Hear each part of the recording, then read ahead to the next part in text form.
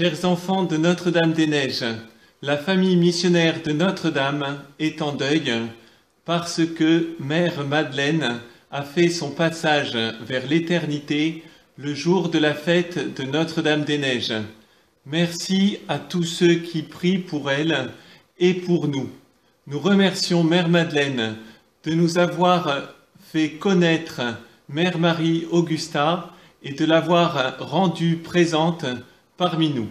À cette occasion, juste quelques mots pour rappeler un moment important de la vie de Mère Marie Augusta. Un soir, une petite fille appelée Augusta se met en pyjama. Elle a 4 ans. Elle a bien sommeil, mais papa et maman ont beaucoup de choses à faire et à ranger. L'appartement est rempli des bruits de la vie de famille après le repas du soir. La porte est ouverte sur le palier. Tout à coup, la porte des voisins s'ouvre. Des adultes sortent en continuant de se parler sans savoir qu'une toute petite fille entend tout. Ils racontent des péchés qu'ils ont faits en disant beaucoup de gros mots et des grossièretés à chaque phrase. Augusta est horrifiée. Elle a peur. Elle court dans sa chambre. Elle pleure. Elle lève la tête et regarde au-dessus de son lit un petit tableau de la Sainte Famille. Elle envie la place du petit Jésus, bien à l'abri entre Saint Joseph et la Vierge Marie. Dans la Sainte Famille, il n'y a que des paroles douces, pures, simples et courageuses, attentives et délicates. Devenue grande, après la Deuxième Guerre mondiale, les Jeux olympiques qui avaient cessé pendant les combats reprennent. Augusta, que l'on allait bientôt appeler Mère Marie Augusta, disait aux premières sœurs religieuses de la communauté qu'il fallait mener le combat olympique de la pureté. C'est-à-dire faire beaucoup d'efforts pour garder toujours un cœur très pur. Au temps de Noël, comme en tout temps, c'est ce que l'enfant Jésus attend de nous, pour qu'il soit heureux, consolé dans nos maisons, dans nos familles. Parler gentiment, poliment à ceux qui nous entourent, ce sera, voulez-vous, s'il vous plaît, notre résolution du mois pour consoler Jésus. Êtes-vous d'accord? Je vous remercie. Je vous propose maintenant 5 histoires vraies qui pourront vous aider à prier et à tenir la résolution du mois en ce début d'année. Jacob, le grand patriarche, étendu sous sa tente, planté dans le sable, arrive au dernier jour de sa vie. Il rassemble ses enfants pour les derniers adieux. Tout à coup, l'Esprit Saint illumine son cœur pour qu'il dise à chacun une annonce de l'avenir que seul Dieu peut connaître. Tous les 12 frères écoutent avec attention les dernières paroles de leur père. Voici le plus jeune, Benjamin. Il s'approche. Il est très ému. Jacob se tourne vers lui. Il montre du doigt quelqu'un que personne ne voit. Jacob a une vision. C'est un loup. C'est un loup qui, le matin, déchire, mais le soir, il dépasse les autres et partage le butin. Quelle parole mystérieuse! Benjamin, très doux habituellement, n'a pas un tempérament violent. Pourquoi lui ou un de ses descendants serait-il plein de haine et de violence? Tout le monde se regarde. Le patriarche a parlé. Ce sont ses dernières paroles. Qui est le loup de Benjamin? Cette question, saint Augustin, le célèbre évêque d'Hippone, se l'est posée lui-même. Je ne peux pas tout vous raconter de sa vie parce que ce n'est pas très édifiant. Sa mère, sainte Monique, pleure beaucoup à cause du mauvais chemin qu'il a pris. Augustin rencontre alors saint Ambroise en Italie. Il est touché par la parole de Dieu, par le témoignage de saint Ambroise, l'évêque de Milan qui parle si bien. Augustin change alors de vie. Il devient évêque lui-même. Sa maman lui dit « J'ai tant prié pour que tu te convertisses et que tu deviennes chrétien. À mes yeux, tu as pris un mauvais chemin le matin. Mais au soir de ma vie, le Seigneur te demande de partager ses biens, ses grâces à ses fidèles en étant évêque. Le Seigneur m'a exaucé au-delà de tous mes désirs. » On comprend que la prophétie du loup qui change de vie est marquée saint Augustin.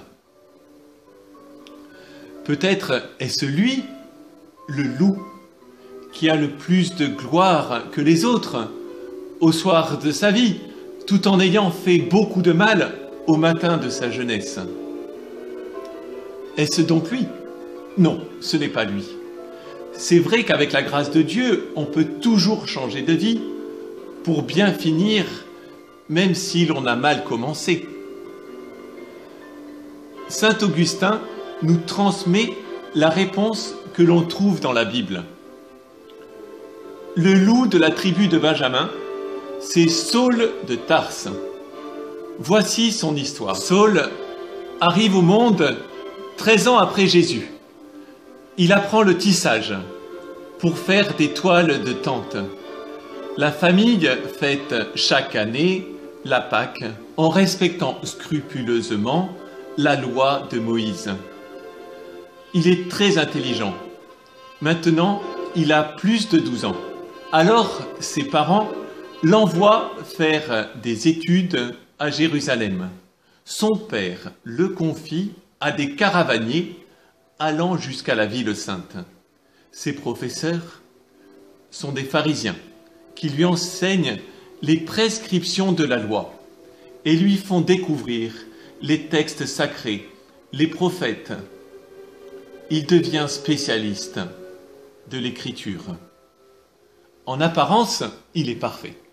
Pourquoi donc saint Augustin le compare dans ses écrits à un loup rapace? Est-ce que, au fond de son cœur, il n'y aurait que de l'égoïsme et de l'orgueil? Qui est vraiment Saul de Tarse? C'est saint Étienne, par sa vie et par sa mort, qui nous manifestera la vérité. Étienne est un juif qui a un prénom grec. Il connaît bien les raisonnements des pharisiens et il a une manière de parler très claire et très convaincante. Or, Étienne est un chrétien. Il aime Jésus et il veut le faire connaître. Saul étudie ses paroles. Il fait le bilan. Étienne contredit Saul au sujet du temple et de la loi de Moïse. Le temple et la loi sont une préparation pour accueillir le Messie. Maintenant, le lieu où l'on doit prier, c'est notre cœur qui doit donner toute la place à Jésus. Et ce que l'on doit faire, c'est vivre la loi de Dieu comme Jésus l'a vécu. Saul ne supporte pas que l'on parle ainsi du temple et de la loi de Moïse. Il devient violent, haineux. Il faut mettre à mort Étienne. On appelle tout le monde. C'est facile de trouver quelqu'un pour dire qu'Étienne a mal parlé du temple et de la loi de Moïse. Toute la foule crie « Blasphème, sacrilège, à mort !» Heureusement, les Juifs n'ont pas le droit de tuer quelqu'un sans l'autorisation de Pilate. Vite, allons le chercher. Oh non, Vitellius, le légat de Syrie, l'a accusé. Alors Pilate a été convoqué par l'empereur. Pilate est à Rome, devant Caligula l'empereur, qui est en colère. Pilate doit abandonner sa charge de gouverneur. Son remplaçant n'est pas prêt d'arriver. Saul et ses amis le savent. Tuons Étienne. Quand le gouverneur l'apprendra, ce sera trop tard. Ils traînent Étienne à l'extérieur, en l'insultant, en criant. Ils prennent des blocs de pierre, aussi lourds qu'ils peuvent en porter, et les jettent sur Étienne, parce qu'il a dit que Jésus était debout à la droite de Dieu. Les cailloux pleuvent sur le dos, à la tête. Il ne peut plus se protéger avec les bras.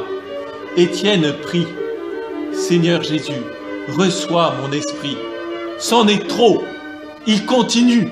Il reçoit une pierre sur le visage. Il tombe. Seigneur, dit-il encore, ne leur compte pas ce péché. Il est presque recouvert de pierre. Les blocs roulent violemment autour de lui. Il ne bouge plus. Un peu à l'écart, Saul est immobile. La haine de son cœur se voit sur son visage et le rend effrayant. Il est petit, nerveux, le visage crispé, les yeux fixes, les dents enfoncées dans les lèvres. Il regarde la scène. Il garde les vêtements pour que les autres puissent jeter des pierres avec plus de force. Il approuve le meurtre. Il répète inlassablement « Le Seigneur est unique. Tu aimeras ton Dieu, le Seigneur, de tout ton cœur, de toute ton âme, de toute ta force. » Il a même écrit ces paroles au-dessus de la porte de sa maison. Mais dans son cœur, c'est un loup. Il persécute les chrétiens, c'est-à-dire qu'il les poursuit, les enchaîne, les met en prison. Les chrétiens fuient Jérusalem. Ils trouvent Damas sur leur chemin, au milieu du désert. Ils entrent dans cette ville accueillante. Beaucoup de Juifs y habitent. Damas est une étape pour les voyageurs qui traversent le désert. Elle appartient au royaume des Nabatéens. Un gouverneur a été envoyé par le roi Arétas. Ce roi n'est pas un inconnu. Sa fille s'est mariée avec le roi Hérode. Pour être agréable aux nombreux juifs de la ville, il leur a donné le droit d'avoir un tribunal particulier pour leur procès. Arétas a donné ainsi aux autorités religieuses de Jérusalem le pouvoir de régler les questions de justice comme il le voulait. Saul connaissait très bien cette particularité administrative. Il demanda à Jérusalem des lettres lui donnant le droit d'arrêter les chrétiens réfugiés à Damas. Après une longue route, il approchait de Damas quand tout à coup, une lumière plus resplendissante que le soleil enveloppa la caravane. Ils tombèrent tous à terre. Saul entendit une voix venant du ciel. « Saul, Saul, pourquoi me persécutes-tu ? Qui es-tu, Seigneur ? Je suis Jésus que tu persécutes. » Tremblant, effrayé, Saul comprend que notre Seigneur considère ce que l'on fait à ses disciples comme fait à lui-même. Il dit, « Seigneur, que voulez-vous que je fasse ? Lève-toi, entre dans la ville, là on te dira ce que tu dois faire. » Saul se lève. Il se rend compte qu'il ne voit plus rien. Il est aveugle. Il rentre dans la ville, guidé par ses compagnons. Au même moment, Jésus parle à un chrétien très vénéré à Damas, appelé Ananie. Il l'envoie guérir Saul de son aveuglement. Au début, Ananie a peur de Saul. « Seigneur, il vient pour mettre les fidèles en prison. » Mais Jésus le rassure. Quand Ananie rencontre Saul, il étend les mains. « Saul, tu es mon frère. C'est le Seigneur Jésus qui t'est apparu sur la route, qui m'envoie vers toi pour que tu retrouves la vue et que tu sois rempli du Saint-Esprit. » Aussitôt, Saul a l'impression que des écailles tombent de ses yeux, il voit, et avec une joie immense, il reçoit le baptême.